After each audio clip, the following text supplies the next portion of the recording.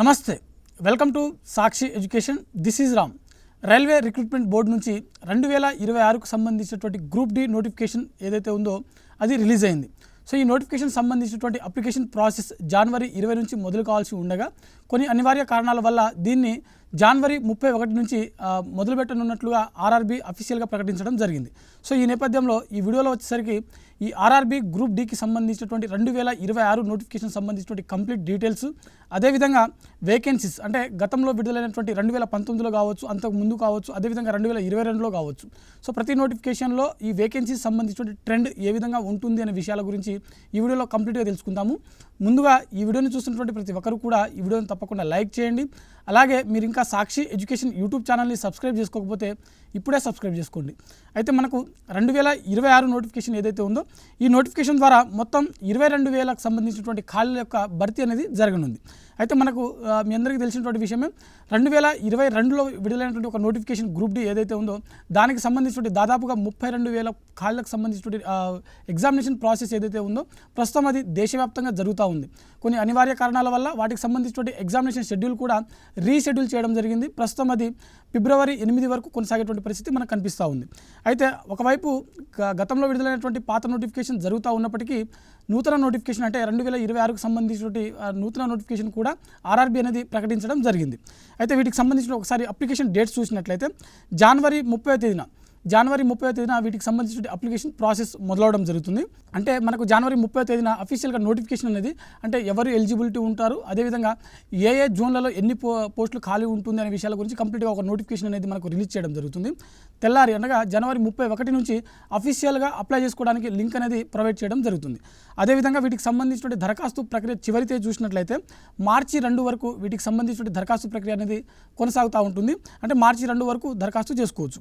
అదేవిధంగా ఇందులో మనకు ప్రధానంగా ట్రాక్ మెయింటెనెన్స్ సంబంధించినట్టు కావచ్చు, లేకపోతే పాయింట్స్మెన్ సంబంధించినట్టు కావచ్చు, అసిస్టెంట్ బ్రిడ్జ్ కావచ్చు, లేకుంటే డీజిల్ మెకానిక్ కావచ్చు, ఇలాంటి పోస్టులన్నిటి కూడా దీంట్లో మనకు రిక్రూట్ చేయడం జరుగుతుంది.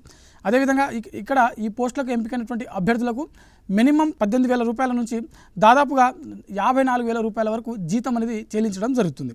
అయితే వీటికి సంబంధించిన ఒకసారి విద్యార్హతలు, వయోపరిమితి చూద్దాము. అయితే ఇక్కడ విద్యార్హతలు చూసినట్లయితే అభ్యర్థులు 10th క్లాస్ పాస్ అయినటువంటి అభ్యర్థులు ఈ పోస్టులకు దరఖాస్తు చేసుకోవడానికి అర్హత కలిగి ఉంటారు.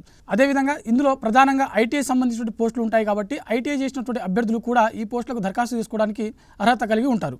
సో ఐటీఐ సంబంధించిన అభ్యర్థులు కావచ్చు, అదేవిధంగా ఐటీఐ చేయనటువంటి అభ్యర్థులు అంటే 10th క్లాస్ తోటి కూడా దరఖాస్తు చేసుకోవడానికి అర్హత కలిగి ఉంటారు. అదేవిధంగా ఈ పోస్టులకు సంబంధించినటువంటి ఎంపిక ప్రక్రియ ఏ విధంగా ఉంటుంది అని చూసినట్లయితే ప్రధానంగా ఈ పోస్టులకు దరఖాస్తు చేసుకున్నటువంటి అభ్యర్థులకు 3 దశలలో ఎంపిక ప్రక్రియ అనేది నిర్వహించడం జరుగుతుంది. ఇందులో ఒకటి ప్రిలిమినరీ ఎగ్జామినేషన్ ఒకటి ఉంటుంది. ఇదే ఎగ్జామ్ తర్వాత అంటే ఈ ఎగ్జామ్లో పాస్ అయినటువంటి అభ్యర్థులు ఎవరైతే ఉంటారో వీరికి ఫిజికల్ ఎఫిషియన్సీ టెస్ట్ అనేది నిర్వహించడం జరుగుతుంది. ఆ తర్వాత వైద్య పరీక్షలు అంటే మెడికల్ స్టాండర్డ్ టెస్ట్ కూడా నిర్వహించడం జరుగుతుంది. సో మనకు ఎగ్జామినేషన్లో వచ్చేసరికి ఇది కంప్లీట్గా ఆన్లైన్లో ఉంటుంది. మొత్తం 100 మార్కులకు ఈ ఎగ్జామ్ అనేది కండక్ట్ చేస్తారు.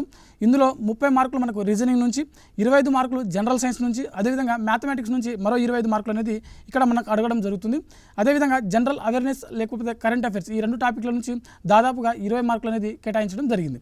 ఓవరాల్గా 100 మార్కులకు రీజనింగ్, ఆర్థమెటిక్ మరియు జనరల్ సైన్స్, అదేవిధంగా జనరల్ అవేర్నెస్ నుంచి మనకు 100 మార్కులకు గాను ఈ సిలబస్ అనేది ఇక్కడ రూపొందించడం జరిగింది.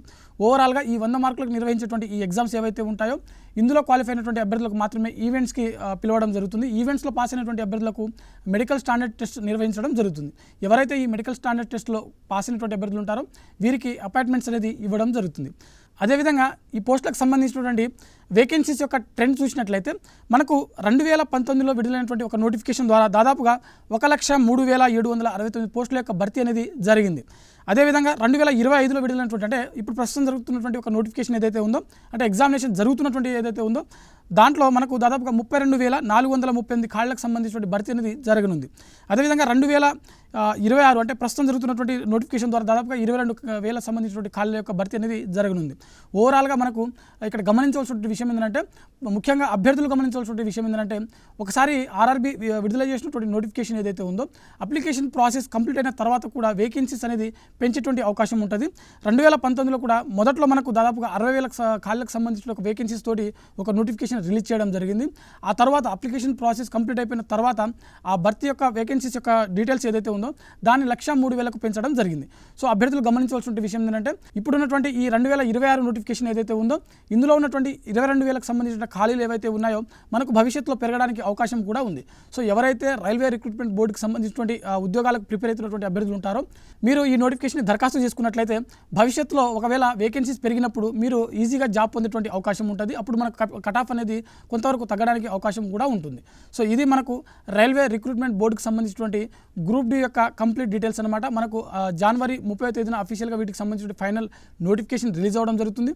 జనవరి 31న మనకు వీటికి సంబంధించిన అప్లికేషన్ ప్రాసెస్ అనేది మొదలవడం జరుగుతుంది. ఓవరాల్గా ఆర్ఆర్బీ గ్రూప్ డికి సంబంధించినటువంటి 2026 అప్లికేషన్ ప్రాసెస్ అనేది జనవరి ఎండున మనకు మొదలవడం జరుగుతుంది అనమాట. ఇది ఇవాల్టి వీడియో. మరిన్ని జాబ్ అప్డేట్స్ కోసం చూస్తూనే ఉండండి Sakshi education. Thanks for watching. Thank you all.